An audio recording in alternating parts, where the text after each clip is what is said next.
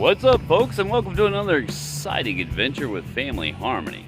In this episode, we're traveling to Orlando, Florida, where we're staying at the Magnolia Park Campground. So come along for the ride and we'll show you tips and tricks and things that we did while in Orlando, Florida as a family of 3 on a budget.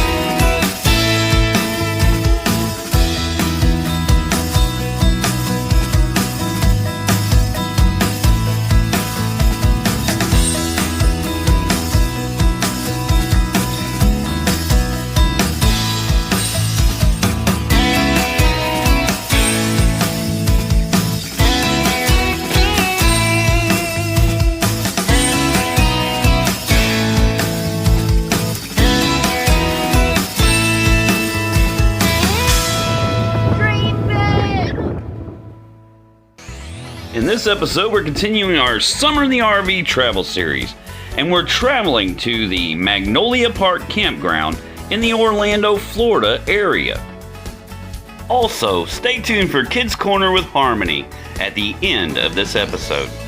Now, this portion of our trip was unplanned. The original plan was to look for beachfront campgrounds on the Gulf of Mexico, with our first stops being the Traders Village in Houston and the Palapa on the Bala Peninsula, but everything else was kind of a question mark, though we did want to end in Myrtle Beach before heading home.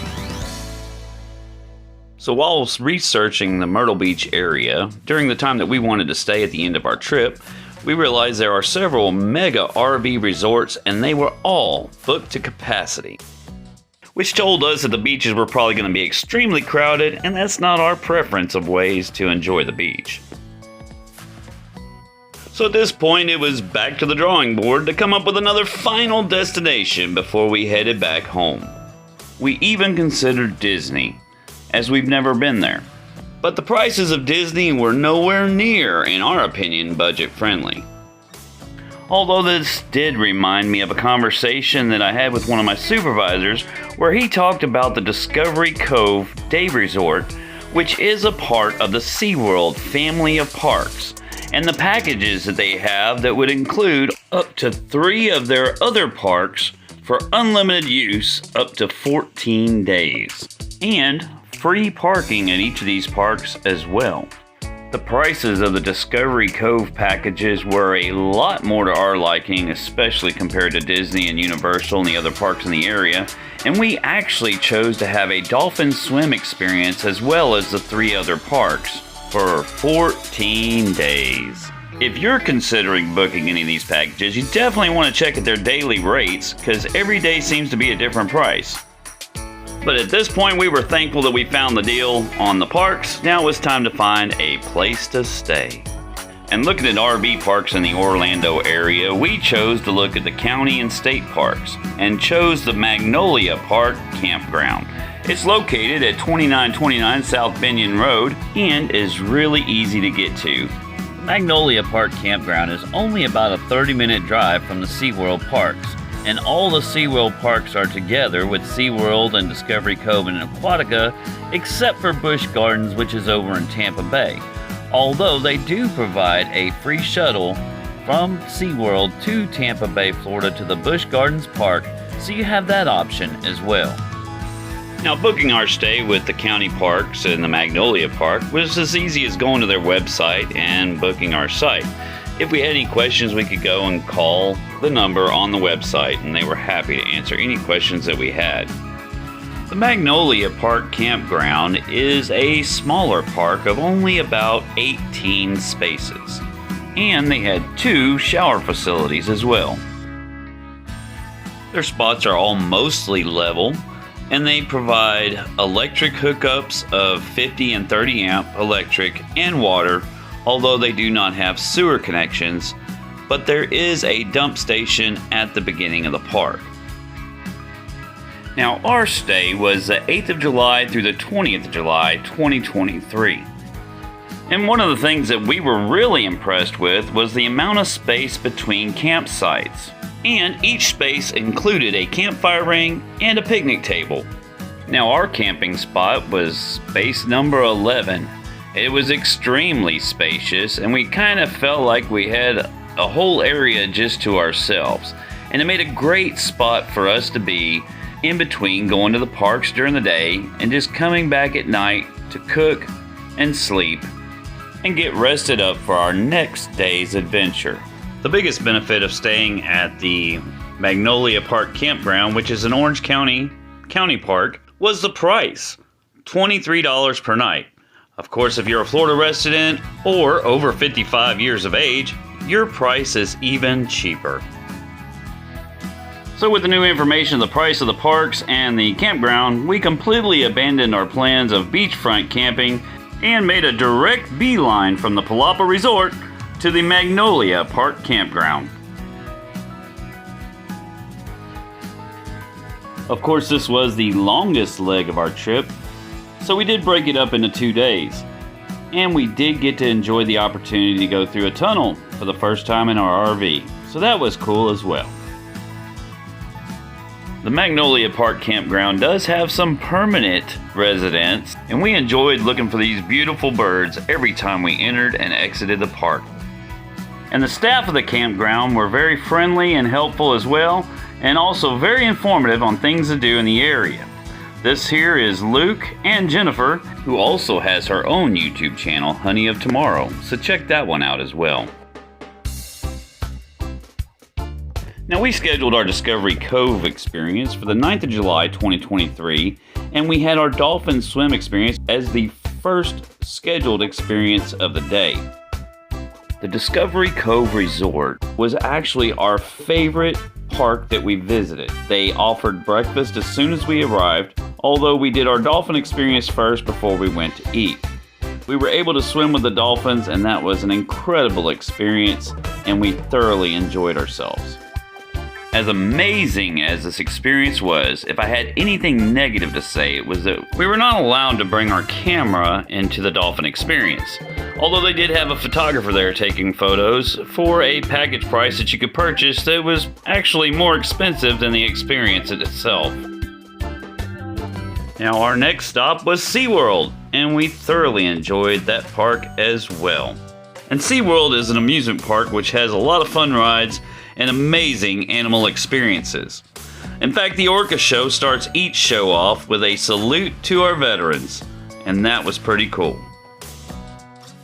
Also, another one of our favorite things to do at a lot of the water mammal interactions was to sit in the splash zones. And for us, it was extremely entertaining to get completely soaked on a hot day. And one of the things that we thoroughly enjoyed about the SeaWorld family of parks was that every one of the parks had animal interactions.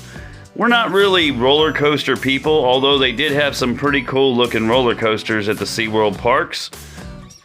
We thoroughly enjoyed all the water animal and mammal interactions and attractions.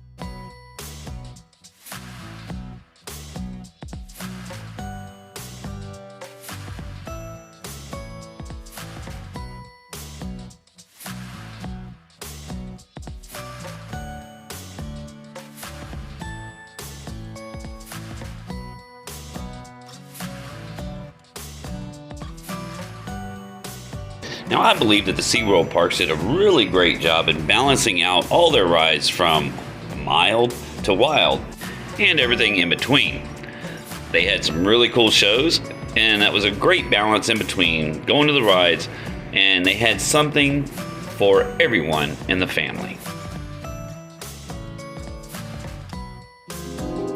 Now, Aquatica was an awesome water park which had a lot of cool features.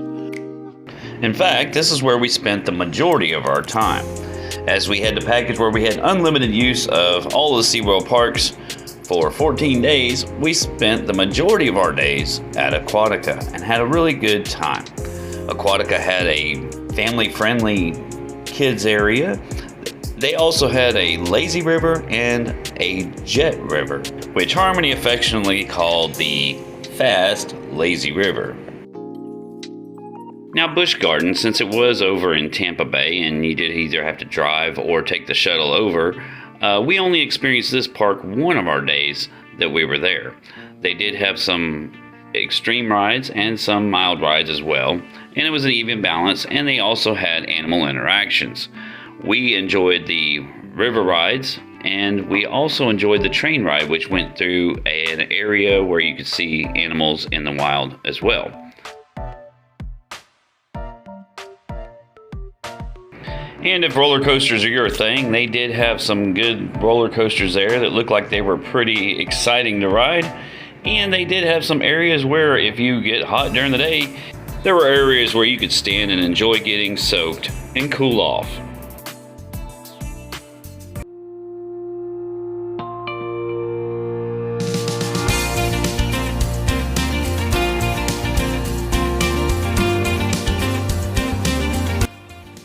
Welcome back to Kids Corner with Harmony. In this portion of the episode, I'm going to talk about the things that I liked and the things that I didn't like about our trip.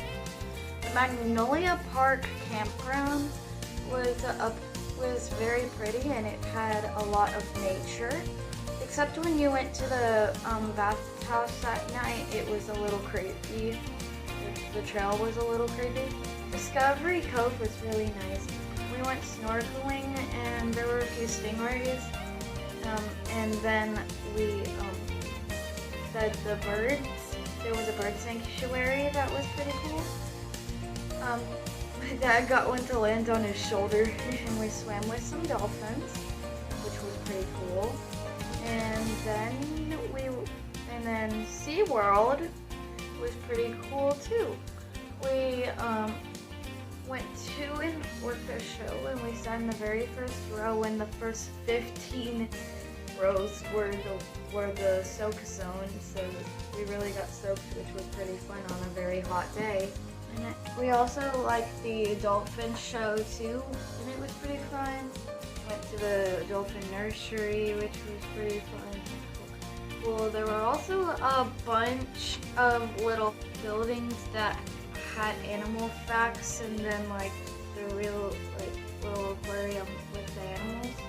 Aquatica was our very favorite. It had like a fast, lazy river, which was my favorite part. There were 2 wave pools. We went to Busch Gardens. We went on a little safari train. It was pretty cool. We saw a lot of animals. Some I did not even know existed. And we rode a raft ride, which was extremely fun. What I didn't really like about our trip was Busch Gardens because they had more roller coasters than anything. My favorite part of the trip was Aquatica, and that's about it. So I'll see you next time with Kids Corner with Harmony. Now here's Daddy. Bye guys! Thanks, Harmony. Our trip to Orlando, Florida area was a great trip, and we saved quite a bit of money on amusement parks, which was a very pleasant surprise. The Magnolia Park Campground was a nice find. The price was extremely reasonable, and it was a very pleasant experience. The only downside was there's no sewer connections, and if you're staying long term, you do have to go and dump. The Discovery Cove Park was awesome. We swam with the dolphins, which was a very good experience. SeaWorld, Aquatica, and Busch Gardens parks, for the price and having 14 days of unlimited use of those parks, can't be beat by Disney, Universal, or any of the other parks in the area. Now, we've never been to Disney World, so we really don't know what we're missing there. I've tried to ask friends and family that have been on what the draw is to Disney for the price, and I can't really get an answer except that we need to go. So maybe one day that will be in our future, but I just have a hard time wrapping my head around the cost, and the value for the dollar just doesn't seem to be there for somebody that's never been there. So if you know something that I'm missing with Disney, please put a comment below. I just don't get it. I don't get why people pay so much money to go. But we have friends and family that go every year. The SeaWorld park to me seems like the best deal going. Never seemed like it was really crowded. We didn't really have to wait to get into a show or go on a ride. There were some rides for the roller coasters and the bigger rides. There were some long lines for those. But for the things that we enjoyed doing and wanted to do at the parks, it was pretty much walk in and see the show or go on the ride that you wanted to go on. So for us, the Magnolia Campground was a great place to stay and a great value for the dollar. And the SeaWorld family of parks was a great value as well, with a 1 day at Discovery Cove and swimming with the dolphins.